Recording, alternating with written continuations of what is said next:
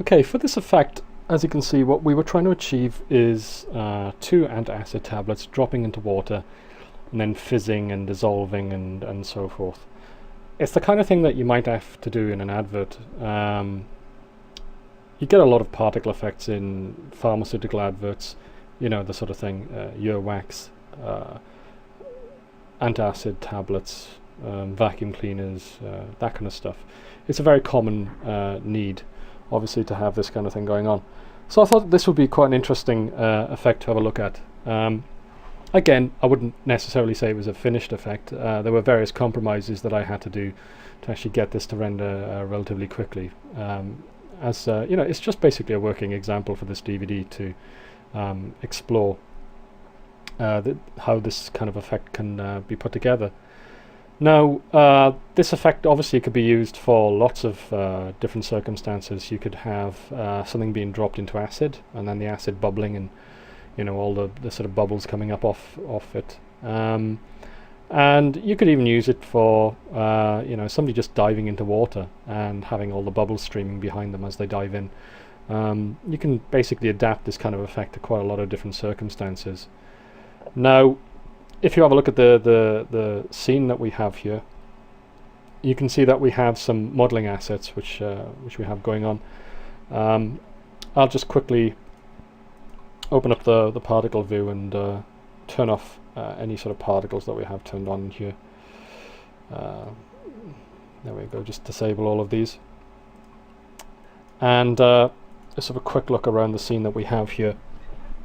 You can see we've got the camera here, and we've got the two antacid tablets here. Now, if I turn on the trajectory for these, there we go. The motion of these was just produced by hand animating. At the end of the day, it didn't have to be anything particularly special. I just, you know, hand animated them coming down at the right kind of velocity, and then bobbing upwards and coming down and bobbing back upwards, you know, and back and forth. And I did the same thing for the right hand tablet.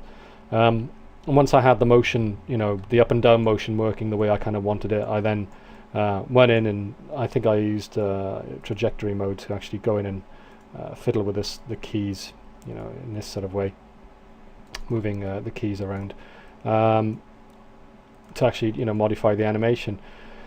And when I was happy with that, then I just went into each tablet and animated the rotation of them, so they tumble, you know, as they fall around, they fall into the water, they tumble around and they spin, and you get this kind of chaotic effect going on. So, you know, it's pretty much low-tech hand animation to do those kind of things. I wouldn't use particles to do that either, to be honest, in this circumstance, because it's just easier to just hand animate it. Because at the end of the day, all it needs to be is a sort of chaotic tumbling motion, and that's basically good enough for our needs. When the tablets plunge into the water, there isn't actually any water in this particular thing. We're just, you know, avoiding any sort of trying to produce any sort of watery effect. We're using a very sort of clear fluid, basically.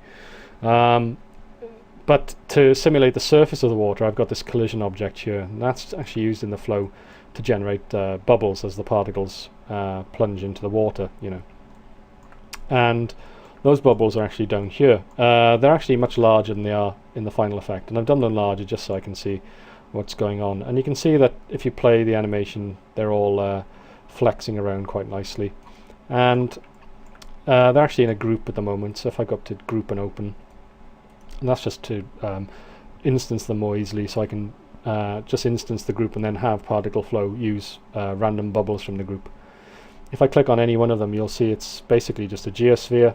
I've knocked down the number of segments a lot, because at the end of the day, these are very, very small in the final render, and they're moving very quickly, and therefore having any more segmentation to it is really going to kill the render, because you know, I think that when I originally did the rain effect, which is the last effect you'll see in this DVD, I had the segmentation up to, I think it was 6, and on, you know, something like 100,000 raindrops, that really became very heavy. I think it was rendering 7.5 million polygons in one of my render tests. So when I noticed that was the problem, I very quickly put the segmentation back down to 3, and that got rid of that problem.